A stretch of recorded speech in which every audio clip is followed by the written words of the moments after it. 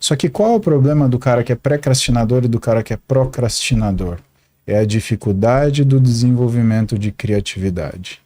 Por quê? Porque quando a gente olhava o trabalho do De Masi falando sobre o ócio criativo, né, muitas pessoas não entenderam o que é a necessidade do ócio criativo. O ócio criativo, na realidade, é um tempo de reflexão que você precisa para conectar aquela ideia que está extremamente localizada num ponto com tudo aquilo que você tem de experiência, de sensação, de vida, do seu conhecimento, da sua sabedoria. E aí as coisas começam a fazer um sentido maior. Então, o que esse cara ele mostrou? Ele mostrou o seguinte, que tanto se você é um procrastinador quanto um pré-crastinador, aquilo que é a tua atividade de criatividade, ela é ruim.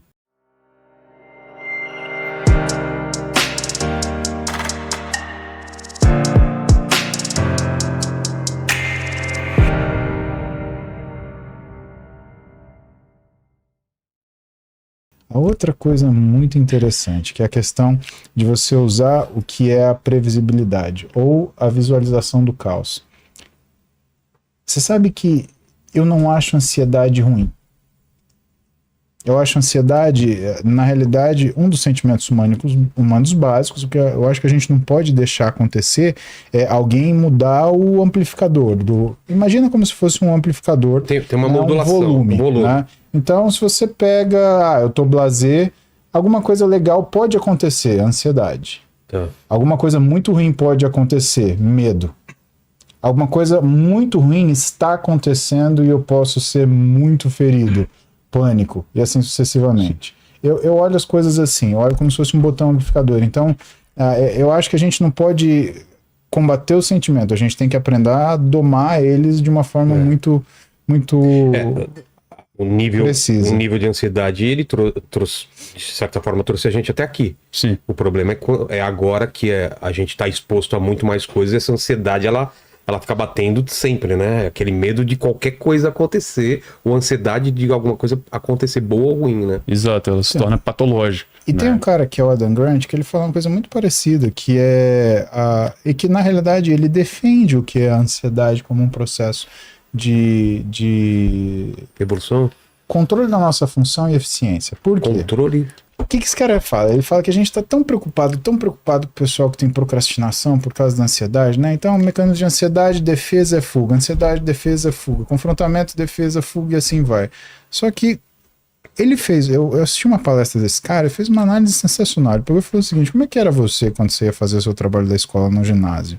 Né? Então, você tinha lá 6 meses para fazer o trabalho. Aí você falava assim, não, legal. Tem o tempo. Não temos... 15 minutos por dia... Vou terminar, beleza. Só que aí passa 2 meses e falta 4. Aí você faz a conta e fala, não, meia hora por dia, beleza. Tiro de letra. Falta 1 mês. Não, se eu fizer 1 hora por dia, beleza. Dia anterior da apresentação do trabalho. Puta caralho, fudeu. E aí, o que acontece? E de repente sai um trabalho legal pra caramba. Né? Isso aconteceu comigo, eu tava na 6ª, 7ª série, alguma coisa assim. É a história da minha vida. Isso foi minha história de literatura. Tinha que fazer um caderno de poesia no colégio.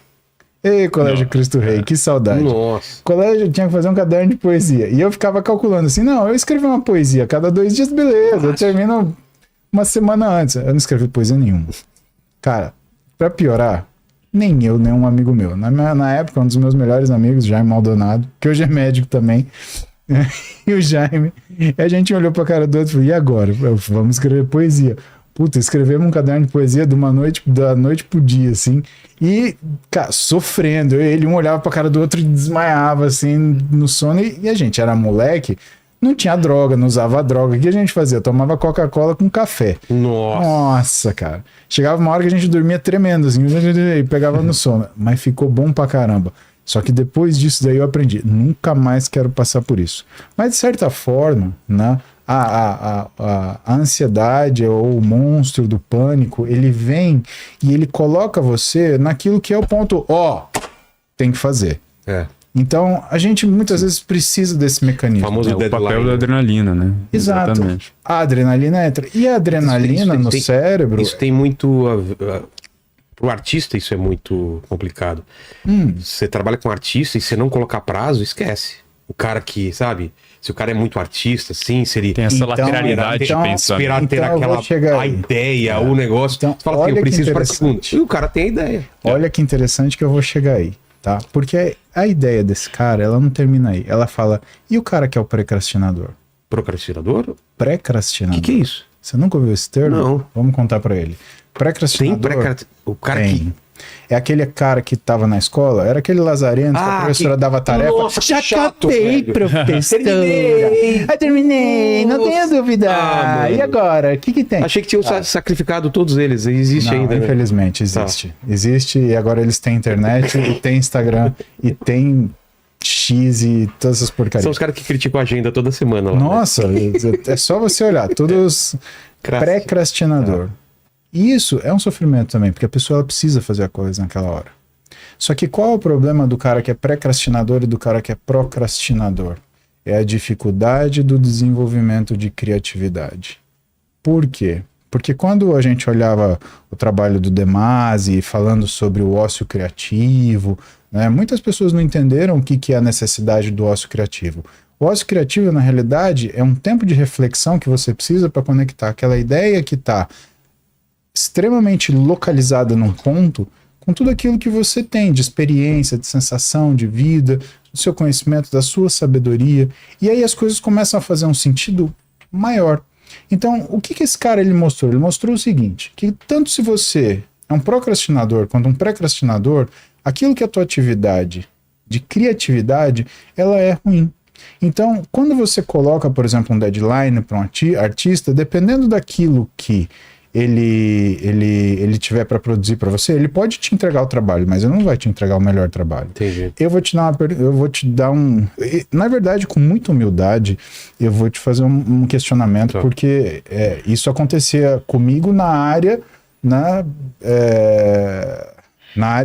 científica, né? Então eu tenho uma dificuldade tremenda em terminar um artigo que eu estou escrevendo. Eu não termino. Eu termino, aí eu destermino ele, porque eu falo assim, não, falta colocar tal coisa. Não, falta tal coisa. E para fazer aula, para mim também é difícil. Tem coisa que eu, 5 minutos antes da aula, eu escuto um comentário e falo, puta, faltou isso. Eu abro a porcaria do Keynote lá e adiciono. Quantas vezes, e pode falar verdadeiramente, não importa errado. Quantas vezes você já terminou um desenho, ou achou que terminou e você falou, puta, eu vou pegar e vou mexer de novo? Pô, mas eu aprendi isso daí. Porque tava me fazendo mal. Tá vendo? Eu mexi até o deadline. Exato. Aí eu aprendi e falei assim, não, tá bom e vamos pro próximo. Vamos fechar e vamos concordar que Porque tá bom. uma coisa artística, ela sempre pode ser melhorada ou alterada. E eu tava vendo isso com o meu livro. Eu escrevi meu livro, relia, corrigia. Chegou um ponto que eu falei assim, se eu ficar corrigindo toda hora, ele vai virar outro livro. Esse livro já foi. Eu tô colocando ideias ou pensamentos já que é pro segundo livro, pra outra coisa. Então, tem uma hora que você tem que fechar o livro mesmo e falar, esse material tá pronto. Mas uma obra de arte você nunca pode falar, é isso. Entendeu? Pois é. E deadlines para artista é isso. Por isso que eu perguntei para ele, como é que você fazia para lidar com as coisas que você não gosta? Isso foi Porque um ótimo ponto. É um ótimo ponto isso. É uma coisa que eu acredito que você só consegue fazer uma coisa quando você começa a gostar. E gostar depende de uma sensação, na medicina, de competência. Aquilo que você não sabe fazer, você detesta. Eu odeio, sei lá, passar sonda nasogástrica. Sim. Por quê? Porque eu nunca passei. É porque eu tentei uma vez, o paciente passou mal, eu nunca mais quis fazer. Tem um motivo relacionado. Então, assim, tudo que você fica muito bom pode ser a coisa mais chata do mundo. Mas eu acho que tem a ver isso mesmo. Quando você é muito bom, você acaba gostando. Até o estado de flow é isso, né? É quando a competência encontra com o interesse. Você não vê o tempo passar. Muito bem lembrado. Mas agora, isso é muito interessante, né? Porque o TDAH, tem até o Dr. Amen, né? Um psiquiatra lá, ele fala muito sobre essa questão do TDAH. Ele, muitas vezes, não só TDAH, a gente fala TDAH, né? Mas hoje em dia, você vê muitos sintomas de TDAH, né? Grande parte da população, inclusive o Brasil, se eu não me engano, é o país considerado, segundo algumas estatísticas, o país mais ansioso do mundo. Talvez, tem. Né? Então, talvez por ser justamente um país extremamente dopaminérgico, né? Uma cultura extremamente dopaminérgica, de busca por prazer extrínseco, Ele só não é né? mais por recompensa estressado do extrínseca. mundo. O Japão é mais estressado que o Brasil. E também não é o mais ansioso deprimido. é o mais... E ao mesmo tempo também é o que mais usa rede social, comportamento de rede social, né? Agora, a adrenalina ela tem esse papel, né? A ansiedade, né? Com certeza, ela evolutivamente falando, é muito importante, né? Só que o problema é quando ela fica patológica hoje em dia, né? E, enfim... mas a adrenalina ela tem esse papel, no TDAH é muito comum as pessoas deixarem para a última hora, porque vem essa explosão de adrenalina do medo, né, de não conseguir. E aquela satisfação quando você consegue na última hora, né? Exato, então, mas enfim, a ideia é tentar trazer isso, né? E sobre essa questão do interesse também, eu acho muito interessante que é interessante a gente encontrar algo que a gente tenha interesse, né? Por exemplo, a gente vê o excesso de prescrição de Venvance, por exemplo. Né? Concordo. Né? E aí o Venvance ele faz você achar qualquer coisa interessante. Né? Qualquer coisa que você tá... O que ele faz, né, gente? ele vai aumentar seu tônus de dopamina de forma artificial, né? E aí de alguma forma depois você vai... não que ele não tenha indicação, né? É claro que ele tem indicação clínica, né? Não sou contra Venvance, né? Deixar claro. Mas, enfim... Ele faz qualquer coisa se tornar interessante, né? E aí é muito comum, às vezes, a pessoa que toma Venvance se automedir com Venvance ou, né, toma Venvance sem fazer um acompanhamento, né, de base, de terapia e tudo, de ela ficar interessada por qualquer coisa e depois ela para de tomar, ela deprime muitas vezes, porque ela simplesmente, né, eu acho que essa questão do propósito hoje em dia tem toda essa pressão, né, de buscar um propósito. Então, você Venvance, eu fazia engenharia civil e cara, eu não estava tão interessado naquilo, na verdade era essa. Eu gostava mesmo de saúde humana. Eu consumia, inclusive, assistia vários vídeos do Paulo Musi, enfim, e lia muito sobre isso enquanto estava fazendo engenharia. Formei, mas assim, eu acho que é isso. Se eu tivesse, né, ido tomar Venvance naquela época, talvez eu teria continuado e talvez teria uma crise de identidade depois, né? Então, acho que é justamente esse processo também que você muito bem falou sobre a gente entender, né, trazer esse processamento emocional, entender que né, essa prática de descompressão que tem a ver com criatividade também, bacana, né? O ócio criativo, né, como você muito bem mencionou também, né? Eu acho que essa prática, eu gosto de fazer 20 minutos por dia de chamado Yoga Nidra ou NSDR, que é o Non-Sleep Deep Rest, né? Que é uma prática simplesmente, você pode fazer, tem várias formas de fazer, né? Mas basicamente, eu gosto de escanear o corpo, eu deito, escaneio o corpo, coloco a atenção na mão, coloco a atenção no pé, no rosto, né? E aí vai acontecer ali um processamento emocional, porque você tá saindo de um pensamento mais obsessivo, né? Ou mais ruminativo, dependendo do padrão ali, e você vai colocar a atenção mais esparsa ali, né? Então tem estudos mostrando que essa prática do Yoga Nidra e tudo pode recarregar a sua dopamina, porque você vai enfrentar o tédio, uma atividade de baixíssima dopamina, ou seja, não tem nenhum prazer imediato naquilo, né? Mas aí você vê vários benefícios a longo prazo em meditadores frequentes, não só em quem medita já há muito tempo. Tem o Dr. Richard Davidson, muito bom, ele fez vários estudos até sobre epigenética, mostrando, né? Mas basicamente meditação, não é um nome só, né? Mas é a prática de simplesmente, muitas vezes a gente precisa de descansar, né? Precisa descansar e deitar e escanear o corpo. Você vai recarregar a dopamina, né? Nesse circuito mesocortical, né? Do tônus de dopamina, que vai te dar mais foco, mais atenção. E, enfim, também vai ajudar com a ansiedade, porque vai aumentar o seu tônus parasimpático, né, o sistema de calma e digestão que se opõe ao de luta ou fuga, que é fisiológico, como o Musi muito bem mencionou, que a ansiedade, ela é importante, né? A busca, né, por recompensa é importante, né? Mas o que a gente vive esse excesso dopaminérgico, esse excesso, né, de ansiedade que é tão prejudicial hoje para a nossa saúde mental.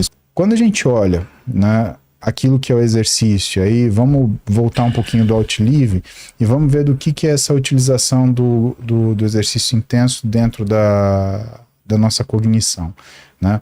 Isso, por exemplo, já é um conceito que ele é conhecido já pelo menos há 2 décadas, né? Então, você pega no Japão e na China, antes da molecada ir para aula de química, física e matemática, eles têm uma aula de educação física intensa. Genial. Outra coisa que eles falam, e aí vem os estudos que são os desdobramentos disso, né? Uma das coisas que eles falam, o que você faz na manhã de uma prova que você vai fazer? Qual que é a melhor coisa para você fazer?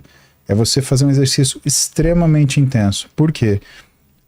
Como você fica por conta do que é o seu estado de humor, mental, expectativa, ansiedade e condições gerais, você fica numa sensação que te impede, às vezes, de acreditar que você pode fazer aquela prova. O que é normal ou comum que você vê para as pessoas antes do vestibular, por exemplo? Puta, eu não vou conseguir. Aí quando chega na prova, o que ela fala? Putz, deu branco, tá vendo? Eu sabia que eu não ia conseguir. Confirma a crença. Reforço, né? Exatamente. E quando você faz isso, aí você vê o cara prestar 1 ano de vestibular, 3 anos de vestibular, 5 anos de vestibular. Por quê? Porque vira um comportamento aprendido e tudo que a gente transforma de resposta aguda em comportamento acaba com a gente. Sim. O exercício, ele tem uma coisa muito interessante, o exercício intenso, é como se ele, porque ele libera muita adrenalina e noradrenalina, é como se ele desse um reset no teu cérebro, falasse, opa, daqui zeramos. E aí o que acontece? Você para de perder aquela sensação de branco, principalmente quando você tem que fazer uma prova. Legal. Isso,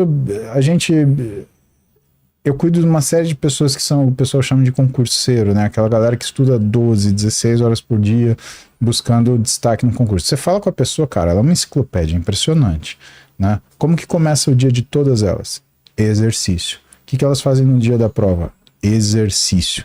Cara, e é impressionante como muda o que é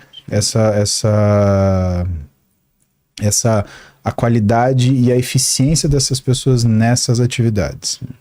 Eu tô falando aqui ainda, eu acho que fica meio papo de entusiasta. Agora, vamos falar do estudioso, né?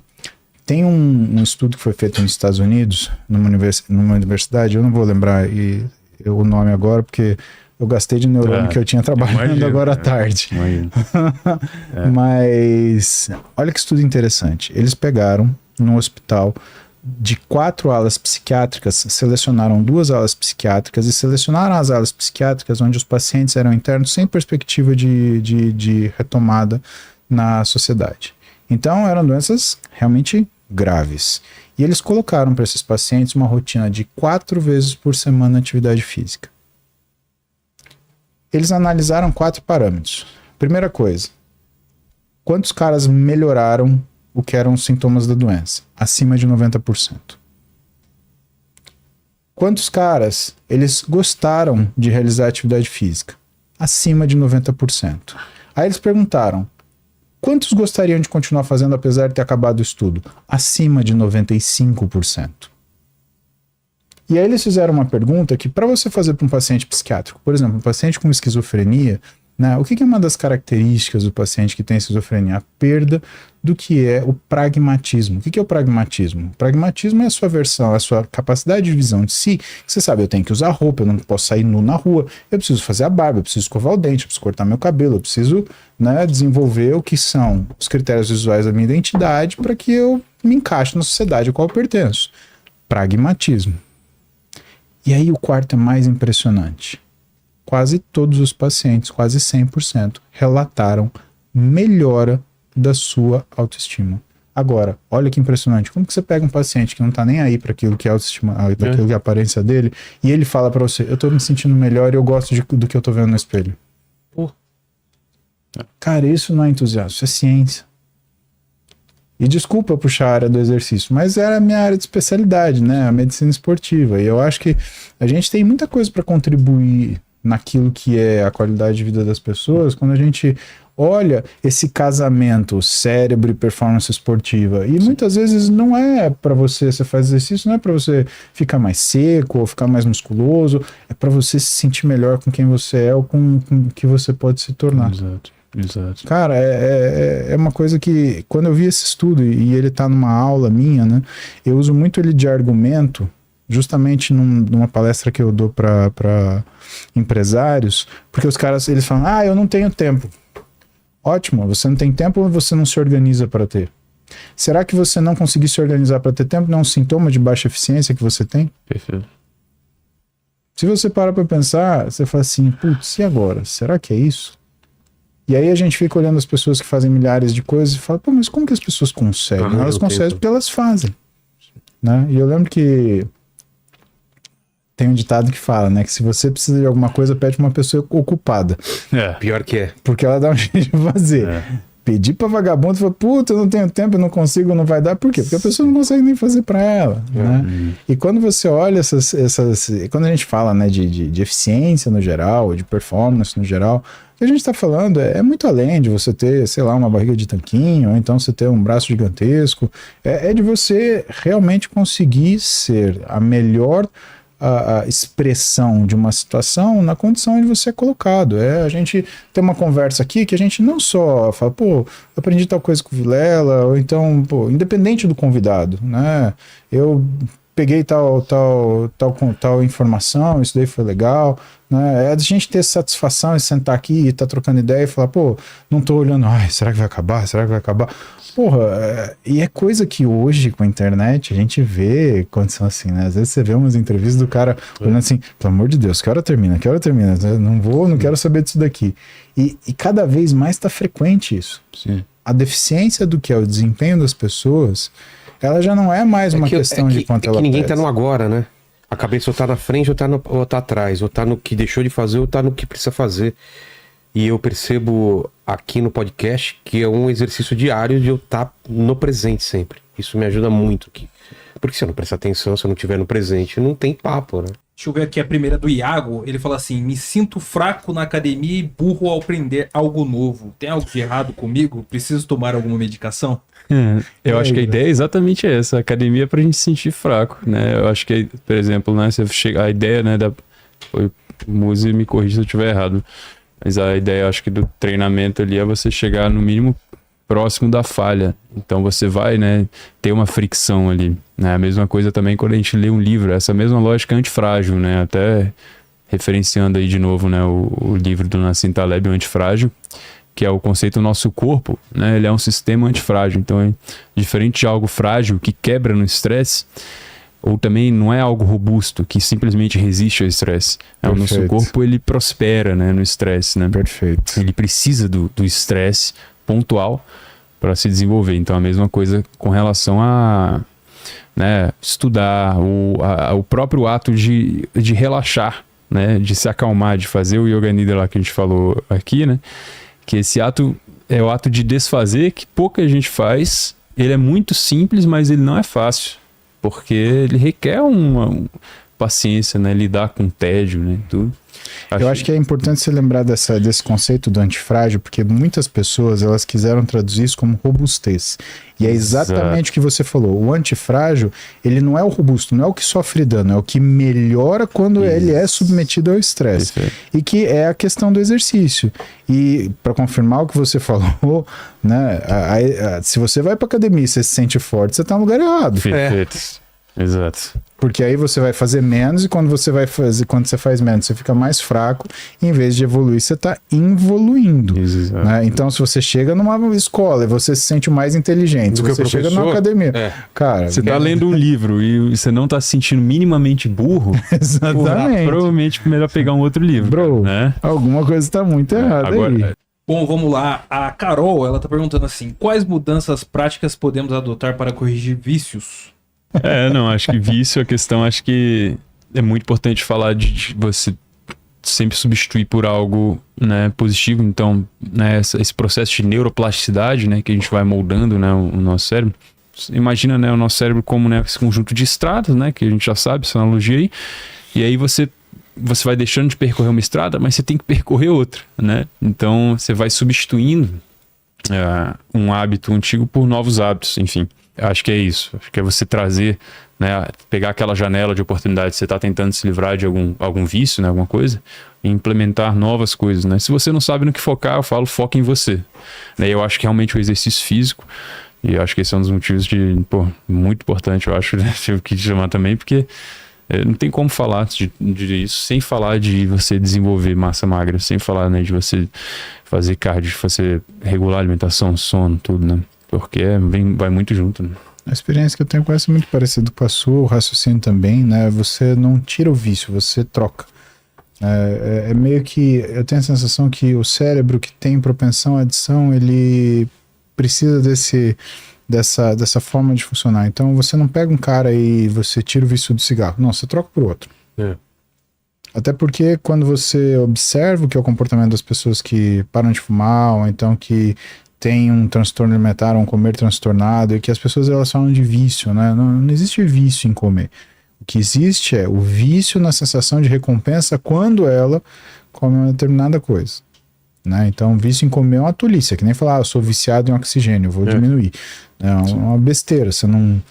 cigarro você tem vício, né? Porque você não precisa daquilo para viver, né? Agora, comida, falar que você é viciado é uma tolice, porque, cara, né, como é que você faz? Né? Não, vou viver sem comida, não existe isso.